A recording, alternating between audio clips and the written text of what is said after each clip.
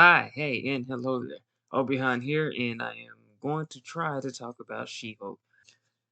I think the way I'll do this is I'll do the first portion of the video talking about just general non-spoilery stuff, and the second portion will be spoilery content, even though it's only the first episode and there's not exactly a lot to spoil. So, the show as a whole, well, I'm sorry, the episode as a whole, it was interesting, I guess. Tatiana Maslany does a good job playing Jennifer Walters in terms of, I guess, the energy of the character. She's a bit of a know-it-all throughout the show, or throughout the episode. I'm sorry, I keep doing that.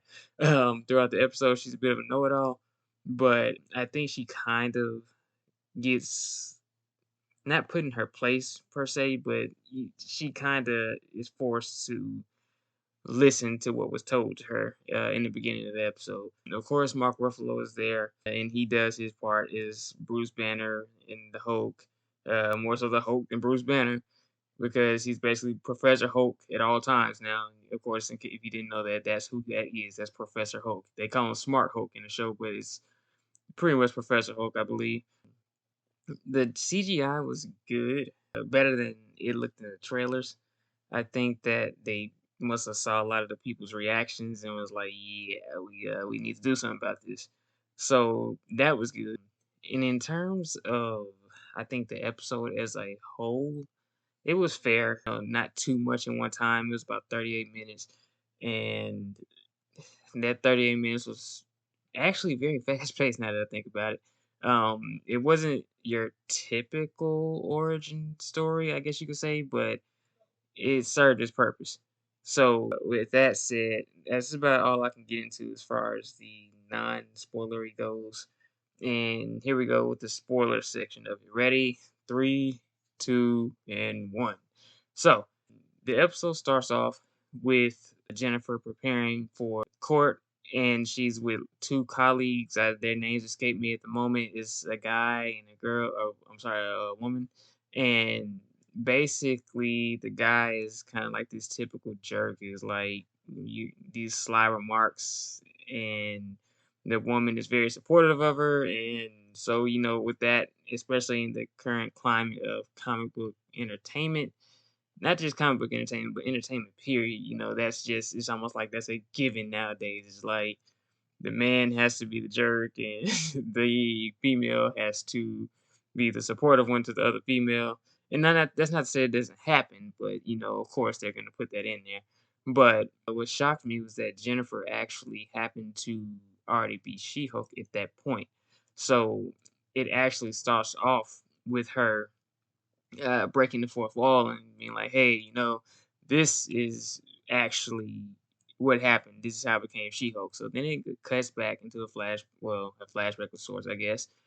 And you see her and Bruce on the road, and I don't know if you all saw that clip of her and Bruce discussing Steve Rogers' virginity, which was a very strange topic to be talking about, but she seemed to be obsessed with Steve Rogers' virginity. So while they're on the road discussing this, they get attacked by this spaceship and sent careening over off the road. And after that, Jennifer crawls out of the car and she's bleeding, and she pulls Bruce out of the car, and then he bleeds into her arm, which was bleeding, and that's how she becomes She-Hulk. No blood transfusion, or I guess official blood transfusion. She didn't get hurt really badly or anything. It's just simply he bled into her arm, and that was that.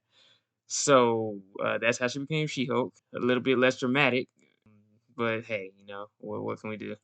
Moving forward from that, she ends up at this like bar, and she's waiting on Bruce to come get her. And then these guys walk out of the bar, and they're kind of hitting on her and catcalling and everything. And it agitates her, and she transforms, and then Bruce kind of steps in. As far as that scene goes, that's one of those scenes that I would have to say is, again, it's forced from the standpoint that I'm not gonna say that guys don't do catcalling and everything. They do that. But it's like a whole group of guys, and they was just all just catcalling her and just Usually, I think there's at least one person in the group who would be like, "Hey, man, just chill out, leave her alone." But that wasn't the case here. And again, it's just one of those things they were trying to prove a point, or they were trying to tell this narrative. I believe that the team working on this series was all females, so in terms of the writing room, so obviously, that kind of shows.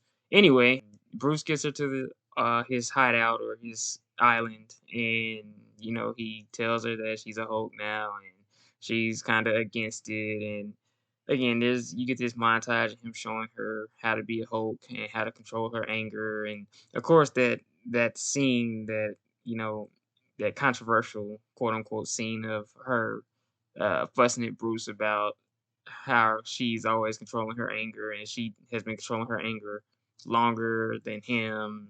And that was another scene that's kind of like, I mean, Bruce has been on the run for a long time, so I mean, from the standpoint of, I guess, being a woman and dealing with catcalls and everything, sure, yeah, okay, we can say that you have been dealing with that longer, I guess, because we men don't deal with catcalls. But still, it's another one of those scenes that I know a lot of people have had a problem with. I can understand it. I'm not gonna let it really, I guess, dictate my opinion of the show as of yet.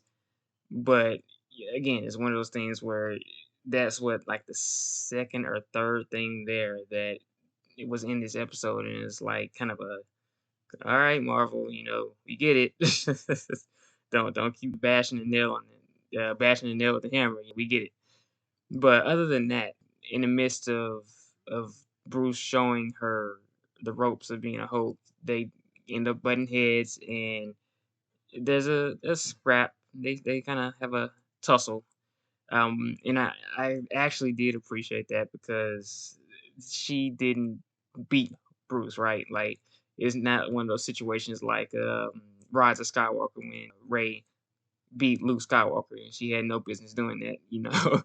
She Jennifer put up a fight, but Bruce was clearly the person who had the advantage, obviously, because he's Hulk and he's been Hulk for like 15 years. So it would have made no sense whatsoever for Jennifer to beat him.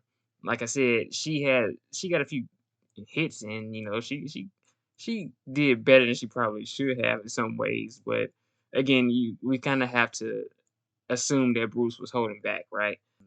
In any case, there's a lot of bickering, or I don't want to say bickering, but more so there was a not rivalry, but like a almost like a family thing. They're cousins, but it's almost like in some ways a childish back and forth that they had with each other, like kind of trying to one up the other. And that's not necessarily the biggest issue in the world. It's just kind of funny that they had these two grown people kind of acting like that. But again, it was for the entertainment factor, so I understand that. And then again, of course, Jennifer, her whole thing is she doesn't want to be a superhero, and Bruce is just kind of trying to get her to realize that she's a Hulk now. And she's gonna have to be a superhero. So, well, not have to, but that is one of those with great power and great responsibility conversations. But again, Jennifer doesn't want to do that. That's kind of the reason why they had their scuffle, and eventually they make up and she heads on out. Now, I forgot to mention that this island that they were on is actually an island it's an island and a kind of cabin lab or slash lab slash bar that Tony and Bruce built, I believe, during the 5 years between Infinity War and Endgame, if I'm not mistaken. And it was where Bruce kind of combined his Banner and Hulk personas. So that was an interesting tidbit of information. You get a little bit more lore about what happened in that 5 years, and hopefully we'll get more information on that as the series continues. But in any case, Jennifer does Jennifer does go back to her life, and then we cut back to the beginning of the episode, and she goes into court, and we really don't know too much about what the court case is about because it's just randomly interrupted by um oh man, I can't even think of her name right now. Titania. Ooh, excuse me for that. But yeah, it's interrupted randomly by her, and She Hulk or Jennifer's kind of looking at her friend is her friend is looking at her while they're kneeling next to this desk hiding. She's like, transform. And she's like, oh man, really? And so she transforms into She-Hulk and kind of one shots her. And that's kind of how the episode goes off. And then it plays that one Eve song. So yeah, it was. I will say that the first episode of She-Hulk was interesting. I will say that it was interesting. There are some red flags about how some things are handled. Hopefully, that won't be a majority of the show because I really want to like this show a lot. So I would hope that there's nothing there or nothing further that would just kind of bash that men are bad, ideology in people's television show. But again, this is kind of the climate, the landscape of how superhero programs, not just superhero programs, like I said, that's kind of everything on TV now. You have some of that in there. So hopefully they will be fair moving forward in the show. I've heard some things, but we will see. I'm gonna wait until we actually see what the show is gonna be like before we, get to that judgment. So again, with that said, that was my review of the first episode of She-Hulk, Attorney at Law. Again, it was entertaining. Again, I kind of have an eyebrow raiser. I'll be paying close attention to see how they take the show going forward. So, um, let me know what you thought about it. If you watched it, if you didn't watch it and you just watched this review, let me know what you thought about that. And remember, we have the high ground. Take care.